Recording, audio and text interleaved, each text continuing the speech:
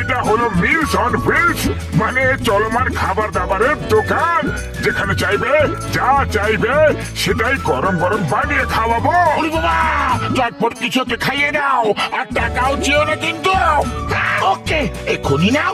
আরে বন্ধুদের কাছ থেকে টাকা কিভাবে চাইবো? আরে এটা কি করে দিলে ভাই রে? খাবার চেয়েছিলাম, আমার মুখে পুড়িয়ে দিলে। আরে এমনটা কেন করলে? হ্যাঁ মোটু, ওই, আরে বর্দা, এখন মার খাওয়ার মোটেও ইচ্ছে নেই। আমরা চললাম, তোমরা তোমাদের খেয়াল রেখো। সকাল সকাল জানি না কার মুখ দেখে উঠেছিলাম ভাই। নিজেরা দেখেছিল হয়তো, আর তোমার চক্করে পড়ে আমারও দুর্দশা হয়ে গেল।